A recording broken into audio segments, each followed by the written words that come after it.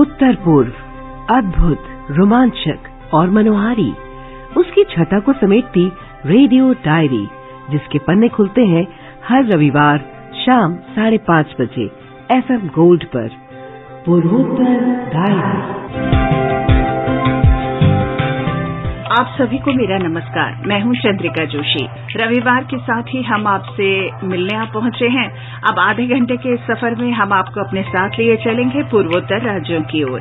पूर्वोत्तर डायरी। आज के संस्करण में हम आपके लिए लेकर आए हैं असम और अरुणाचल प्रदेश ने अंतर्राज्यीय सीमा विवाद के निपटारे के लिए समझौते पर हस्ताक्षर किए। नागालैंड सरकार ने तंबाकू मुक्त स्कूल से तंबाकू मुक्त घर अभियान शुरू किया। मिजोरम के एक गांव ने सर्वश्रेष्ठ पंचायत का पुरस्कार जीता। आवश्यक दवाओं और चिकित्सा उपकरणों की कमी दूर करने के उद्देश्य से मेघालय सरकार ने एक स्वतंत्र एजेंसी गठित करने का निर्णय किया। त्रिपुरा के एक सुदूर गांव ने कार्बन उत्सर्जन में कमी का रास्ता दिखाया। सिक्किम में नामची सांस्कृतिक मंच का राज्य स्तरीय बैसाखी पर्व धूमधाम से संपन्न और साथ ही पूर्वोत्तर का संगीत भी आप सुनेंगे। आज हम बात कर रहे हैं असम की। एक महत्वपूर्ण घटनाक्रम में असम और अरुणाचल प्रदेश की सरकारों ने दोनों राज्यों के बीच अंतर राज्य सीमा विवाद के निपटारे के लिए एक समझौते पर हस्ताक्षर किए हैं। गृह मंत्री अमित शाह की उपस्थिति में असम के मुख्यमंत्री हेमंत बिस्वा शर्मा और अरुणाचल प्रदेश के मुख्यमंत्री पेमा खांडू ने इस समझौते पर हस्ताक्षर किए। इस अवसर पर गृह मंत्री ने कहा कि दोनों राज्यों के बीच अंतर्राज्यीय सीमा विवाद के समाधान के लिए ये समझौता एक बहुत बड़ी उपलब्धि है। उन्होंने कहा कि दोनों राज्यों के बीच लंबे समय से चले आ रहे अंतर्राज्यीय सीमा विवाद का समाधान संघर्ष मुक्त पूर्वोत्तर की स्थापना के लिए प्रधानमंत्री मोदी के दृष्टिकोण के अनुरूप है। आइए आप चलिए नागालैंड की ओर। नागालैंड सरकार ने तंबाकू मुक्त स्कूल से तंबाकू मुक्त घर अभियान शुरू किया है। इस अभियान का उद्देश्य तंबाकू रोधी पहल का स्कूलों से घरों तक विस्तार करना है। नागालैंड सरकार ने आगामी 1 मई से राज्य में सरकारी और निजी सभी शैक्षणिक संस्थानों को तंबाकू मुक्त क्षेत्र घोषित किया है। इसके बाद राज्य के स्वास्थ्य और परिवार कल्याण विभाग ने आधिकारिक तौर पर 14 अप्रैल को कोहिमा के Little Flower Higher Secondary School से तंबाकू मुक्त घर अभियान की शुरुआत की। इसका उद्देश्य छात्रों को धूम्रपान और तंबाकू उत्पादों के उपयोग से होने वाले खतरों के बारे में अपने परिवार के सदस्यों को शिक्षित करने के लिए प्रोत्साहित करना है। छात्र अपने परिवारों को तंबाकू नियंत्रण कानून के प्रावधानों और सार्वजनिक स्थानों पर धूम्रपान पर प्रतिबंधों के बारे में भी जानकारी देंगे। नागालैंड के लगभग 2684 स्कूलों में से अब तक 356 स्कूल ही तंबाकू मुक्त स्कूल थे।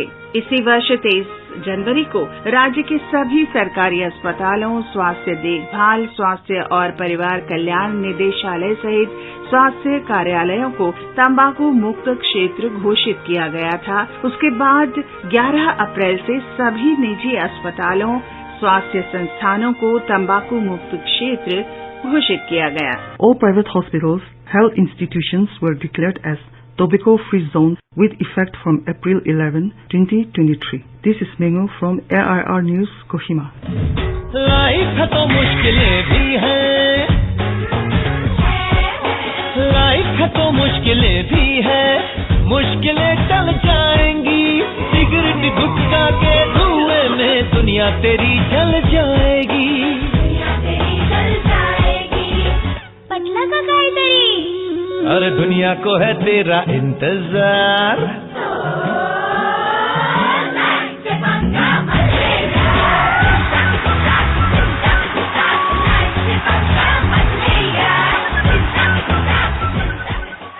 और आइए अब चलें मिजोरम की ओर।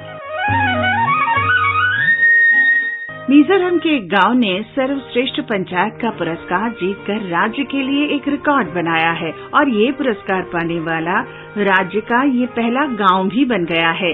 आजादी का अमृत महोत्सव के हिस्से के रूप में पंचायती राज मंत्रालय ने 21 अप्रैल तक राष्ट्रीय पंचायत पुरस्कार सप्ताह मनाया। ये उत्सव 24 अप्रैल को राष्ट्रीय पंचायती राज दिवस भी मना रहा है। 5 दिवसीय राष्ट्रीय पंचायत पुरस्कार सप्ताह 17 अप्रैल को एक राष्ट्रीय सम्मेलन के साथ शुरू हुआ। राष्ट्रपति द्रौपदी मुर्मू ने 17 अप्रैल को पंचायतों के प्रोत्साहन पर राष्ट्रीय सम्मेलन का उद्घाटन किया और सतत विकास लक्ष्यों के स्थानीयकरण के विषयों पर विभिन्न श्रेणियों में राष्ट्रीय पंचायत पुरस्कार प्रदान किए। सतत विकास के सभी 9 थीमों पर समग्र रूप से कार्य करने के लिए ऑलराउंड परफॉर्मेंस के लिए ग्राम पंचायत का पुरस्कार मिला है मिजोरम राज्य के नगोपा ग्राम पंचायत को। मिजोरम के सैचुअल जिले के एक दूरस्थ गांव ने प्रतिष्ठित राष्ट्रीय पंचायत पुरस्कार हासिल करके राज्य में इतिहास रच दिया है। नगोपा गांव की ग्राम परिषद ने नानाजी देशमुख सर्वोत्तम पंचायत पुरस्कार की श्रेणी में देश में सबसे अच्छा प्रदर्शन करने वाले गांव का स्थान प्राप्त किया है। देश की आत्मा गांव में बसती है। शहरीकरण में आई तेजी के बावजूद अधिकांश जनता गांव में ही निवास करती है। शहरों में रहने वाले अधिकांश लोग भी किसी न किसी तरह से गांव से जुड़े हैं। गांव वो आधारभूत इकाई है जिसके विकास होने से पूरा देश विकसित बन सकता है। इसीलिए हमारे गांव को विकसित करना अत्यंत महत्वपूर्ण है। गांव के विकास का मॉडल कैसा हो और ऐसे कैसे कार्य रूप दिया जाए, इसके निर्णय लेने के लिए उसके अधिकार ग्रामवासियों को होना चाहिए। राष्ट्रपिता महात्मा गांधी इस बात को बेखूबी समझते थे, इसलिए उन्होंने ग्राम स्वराज के जरिए आदर्श ग्राम के निर्माण की कल्पना की थी। गांधी जी के लिए स्वराज सत्ता नहीं बल्कि सेवा का साधन था। कालांतर में भी अनेक महापुरुषों ने ग्राम विकास और स्वशासन के मॉडल प्रस्तुत किए और गांव के विकास के लिए प्रयास किए। नगोपा मिजोरम में राष्ट्रीय पंचायत पुरस्कार जीतने वाली पहली ग्राम परिषद है। पंचायती राज मंत्रालय के अनुसार नगोपा देश में 2,55,000 से अधिक ग्राम पंचायतों में पहले स्थान पर है। राष्ट्रीय सम्मेलन में देश के विभिन्न हिस्सों की पंचायतों को विभिन्न श्रेणियों में पुरस्कृत किया गया। मिजोरम के पूर्वोत्तर भाग में स्थित इस नगोपा गांव में 1,000 से अधिक परिवार रहते हैं। गांव को 7 सदस्यों के साथ एक ग्राम परिषद के रूप में प्रशासित किया जाता है। राज्य के स्थानीय प्रशासन ने बताया कि ये पुरस्कार और ये उपलब्धि ग्रामीण क्षेत्रों के लिए राज्य सरकार की पहल को प्रोत्साहन देगी। स्थानीय प्रशासन विभाग की निदेशक रीता लालनुन मावीपचुआऊ ने कहा, No words can describe our happiness at being awarded this award. This award, being won by Ngopa village, will inspire many villages, not only within Mizoram but also villages outside Mizoram as well, to aim for winning the National Panchayat Awards as well. And this will inspire the villages within Mizoram to know that they can aim and win the national award as well, and that no aspiration is too high, no goal is too high for them to achieve, and hence this award being won by Ngopa will be an aspiration for many villages. पुरस्कार के रूप में नगोपा गांव को सतत विकास लक्ष्यों के 9 विषयों में सर्वश्रेष्ठ प्रदर्शन के लिए 1.5 करोड़ रुपए की प्रोत्साहन राशि और एक पट्टिका दी गई। गांव ने गरीबी के स्तर को कम करने और आजीविका को बेहतर बनाने की दिशा में उत्कृष्ट प्रदर्शन किया है। गांव को उसके सुशासन और स्वास्थ्य, बाल और महिला हितैषी, पर्याप्त जल, स्वच्छ और आत्मनिर्भर पंचायत के लिए भी सर्वश्रेष्ठ पंचायत घोषित किया गया। This is Subhashish Chandra from Aizawl.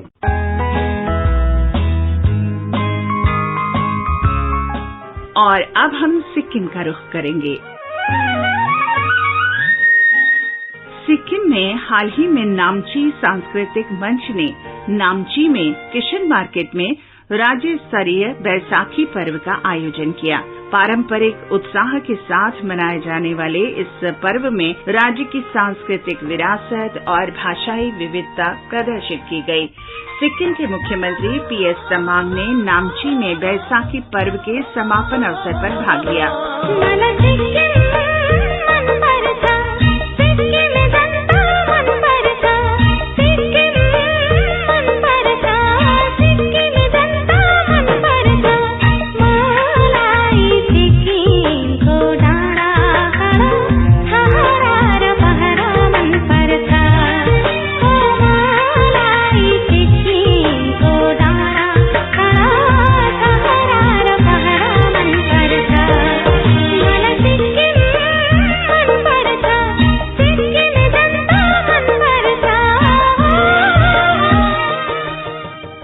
उन्होंने इसे एक ऐतिहासिक अवसर बताते हुए आयोजकों से राज्य की सांस्कृतिक और पारंपरिक समृद्ध विरासत को प्रदर्शित करने और संरक्षित करने के उद्देश्य से इसे एक वार्षिक आयोजन बनाने का भी आग्रह किया। उन्होंने कहा कि नामची की पहचान ऐसे की जानी चाहिए जहां बैसाखी का पर्व भव्य तरीके से मनाया जाता है और जहां आने वाले लोग यानी पर्यटक सिक्किम की जीवन शैली को भली प्रकार से समझ सकते हैं।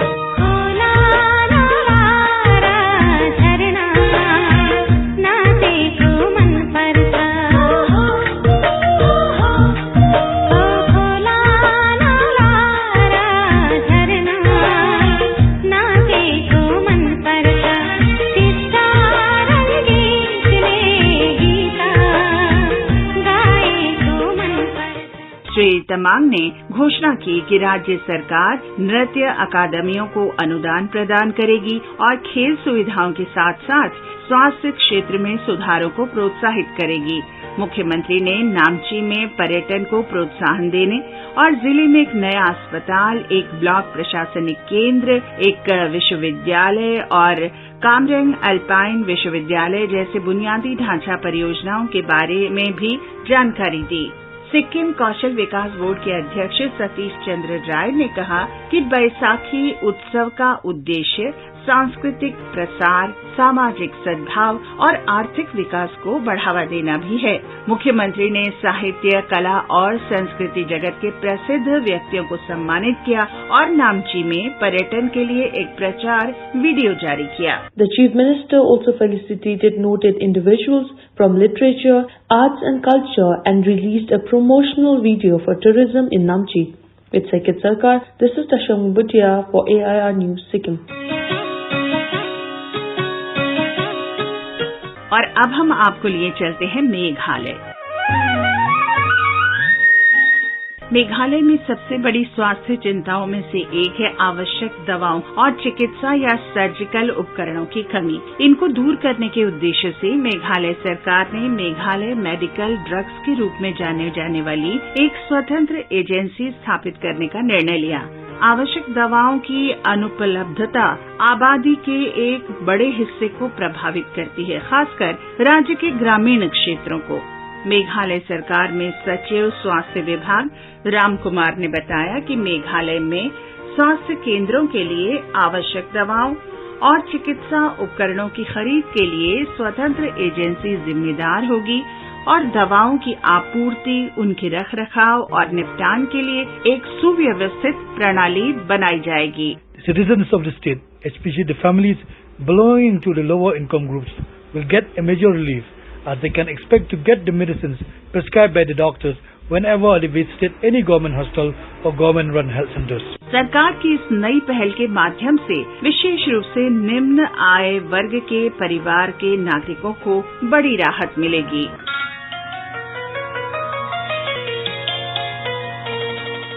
आइए अब चलते हैं त्रिपुरा। ऐसे समय में जब दुनिया ग्लोबल वार्मिंग या जलवायु परिवर्तन के दुष्प्रभाव का सामना कर रही है, ऐसे में त्रिपुरा के एक सुदूरवर्ती गांव ने कार्बन उत्सर्जन कम करने का रास्ता दिखाया है। बघमारा स्वायत्त जिला परिषद द्वारा किए गए कार्यों को स्वीकार करते हुए केंद्रीय पंचायती राज मंत्रालय ने इसे कार्बन न्यूट्रल पर विशेष पुरस्कार देकर सम्मानित किया। बाघमारा के कार्बन न्यूट्रल गांव में कोई एक व्यक्ति नहीं, बल्कि ये कहानी है ग्रामीणों और प्रशासन के सामूहिक प्रयास करने की। एकल उपयोग वाले प्लास्टिक पर प्रतिबंध लगाने से लेकर स्वयं सहायता समूहों की महिलाओं को जोड़ने और जैविक खेती की ओर बढ़ने तक गांव की पर्यावरणीय कार्य योजना की कुछ प्रमुख विशेषताएं हैं, जिससे केंद्र सरकार से राज्य के लिए ये पुरस्कार जीतना संभव हो सका। अब ये तो बीते दिनों की बात हुई जब इस क्षेत्र में चरमपंथी मुद्दा राज्य और केंद्र सरकार के एजेंडा में सबसे ऊपर होता था। सुरक्षा एजेंसियों और प्रशासन ने उस माहौल को बदला है और इसके लिए समन्वित प्रयास किया है और इससे बहुत आवश्यक सकारात्मक बदलाव आया है। दक्षिण त्रिपुरा जिले के रूपाईचारी ग्रामीण विकास खंड में स्थित बाघमारा किसी भी अन्य गांव की तरह ही दिखता है, लेकिन कचरे को खाद में बदलने के लिए उससे गड्ढे में डालने, रासायनिक उर्वरकों के उपयोग से परहेज करने, वनीकरण पर जोर देने जैसे परिवर्तनों ने ग्रीन हाउस गैसों के उत्सर्जन को कम करने में काफी मदद की है। आकाशवाणी से बातचीत करते हुए रूपाचारी के प्रखंड विकास अधिकारी अभिजीत मजूमदार ने कहा कि स्कूल परिसर में उन छात्रों द्वारा पौधे लगाए जाते हैं जो किसी कक्षा में पहला स्थान प्राप्त करते हैं। Rupaichari RD block is one of the aspirational blocks of Tripura. It is located in the southern part of Tripura. It comes under South Tripura district. So basically, Baghmara Panchayat, one of the village committees of Rupaichari RD block, recently been nominated for Carbon Neutral Vishesh Panchayat Award. So Carbon Neutral Vishesh Panchayat Award is basically given to those panchayats which has almost neutralized the carbon footprint. So what we did is in 2018, 19, 20 and 2021, from that time onwards, we have taken our own environmental action plan. That environmental action plan has emphasized so much on the afforestation, then on the sustainable livelihood, then use of alternative energies and other allied things like banning of plastic and promotion of organic farming, etc.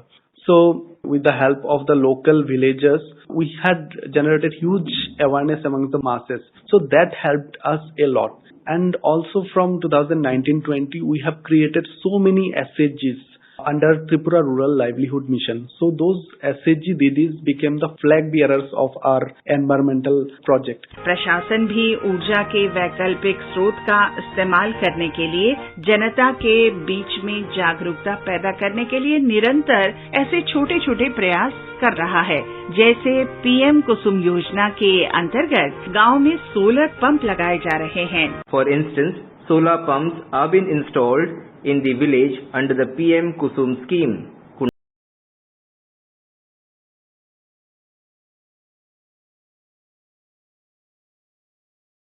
चलते हैं मणिपुर।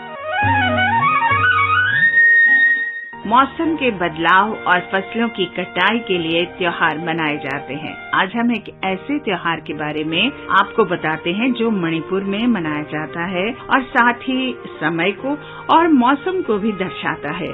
मणिपुर के कांगपोकपी जिले के Thomas ground में 2 दिवसीय 5वें राज्य स्तरीय हुनथडो सांस्कृतिक महोत्सव मनाया गया। ये त्योहार नशा मुक्त समाज थीम के साथ मनाया गया। ये एक वार्षिक सांस्कृतिक उत्सव है जिसे थडो समुदाय नए साल के आगमन पर मनाता है।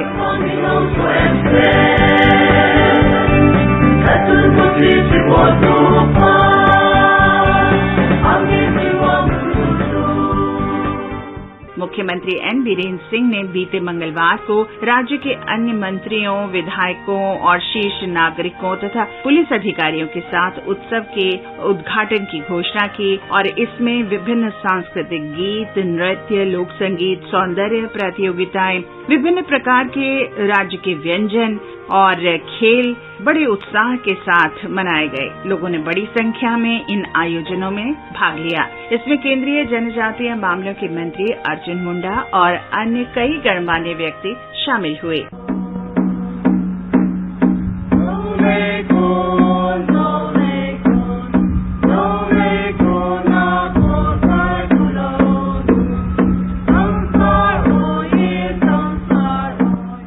त्योहार के दौरान बच्चे अपने नाना नानी के प्रति बहुत प्यार और सम्मान प्रदर्शित करते हैं और उनके लिए अपने हाथ से बनाकर कोई वस्तु भेंट देते हैं। बदले में बहुत सारा आशीर्वाद और उपहार मिलता है। Miss Universe 2021 Harnas Kaur Sandhu walked the ramp as the showstopper at the closing function of the festival. JJ Thoksom, AIR News, Imphal.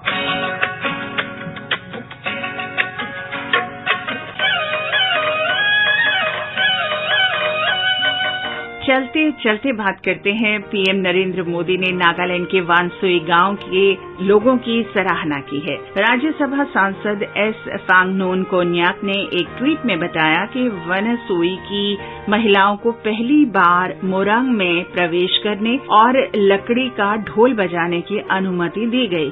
उन्होंने बताया कि परंपरा के चलते अब तक महिलाओं को मोरंग के अंदर कदम भी नहीं रखने दिया जाता था।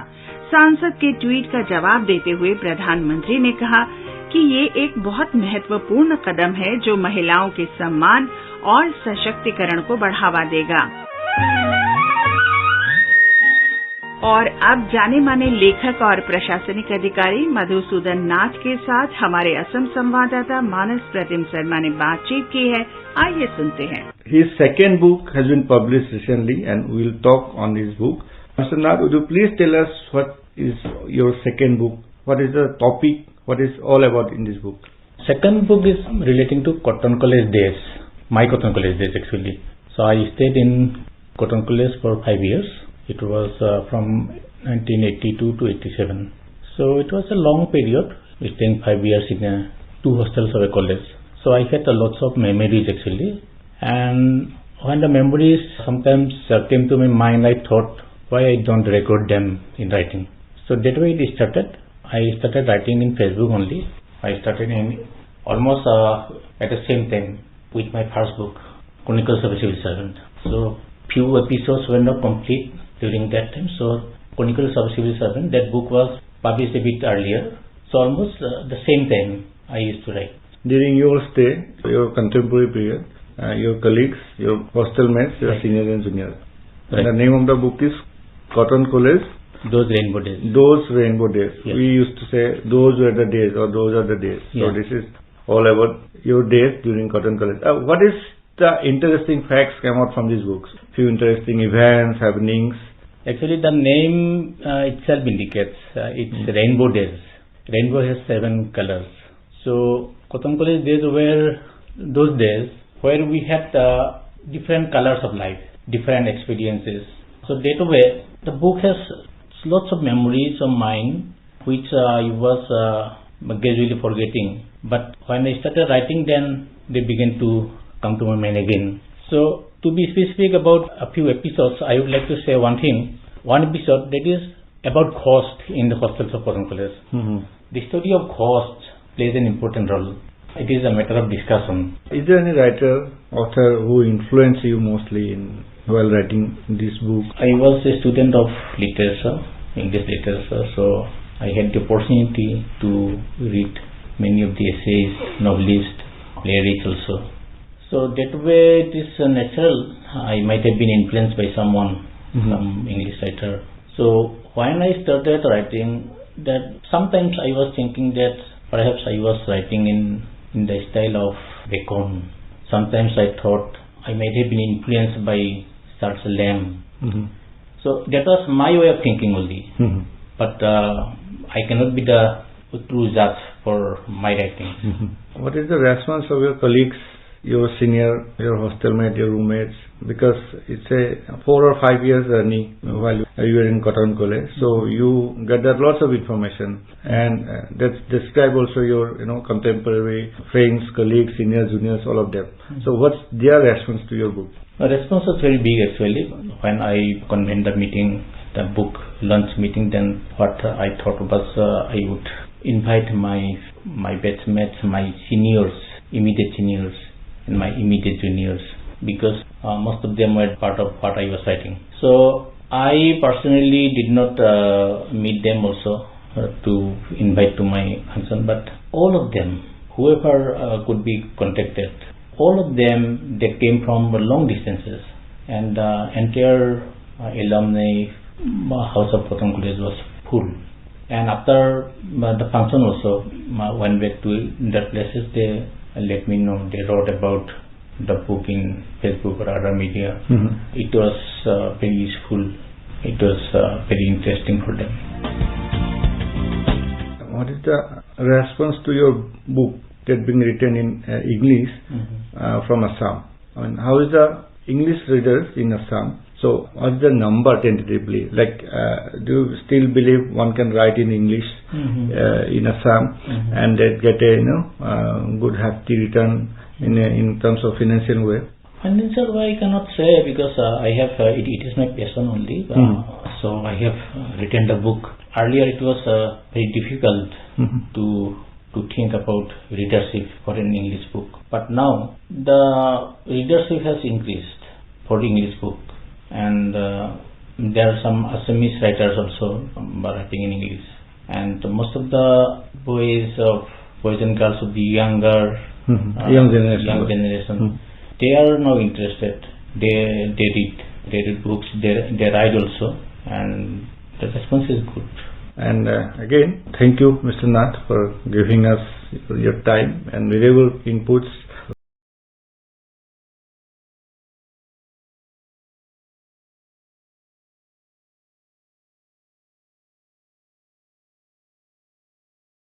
सुन रहे थे जाने माने लेखक मधुसूदन नाथ के साथ हमारे असम संवाददाता मानस प्रतिम शर्मा की बातचीत। और चलने से पहले असम का ये सुंदर सा गीत है आपके लिए।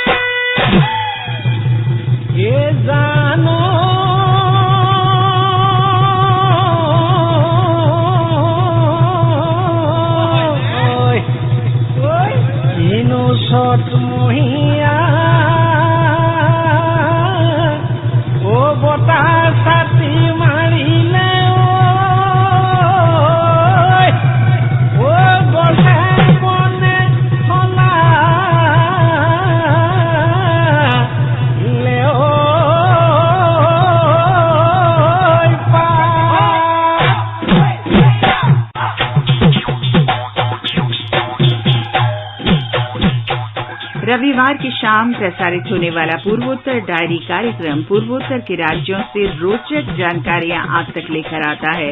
पूर्वोत्तर डायरी के लिए निर्धारित समय अब समाप्ति की ओर है।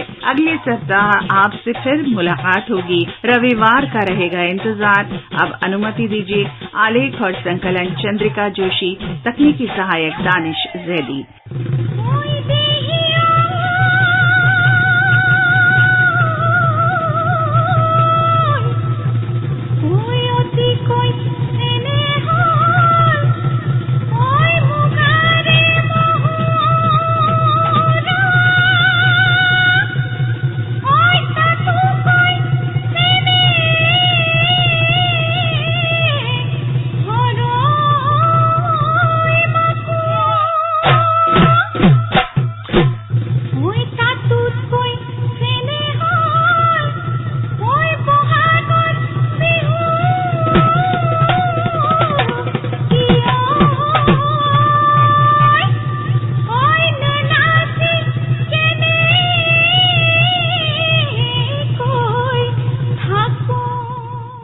ये कार्यक्रम आकाशवाणी के समाचार सेवा प्रभाग द्वारा प्रस्तुत किया गया।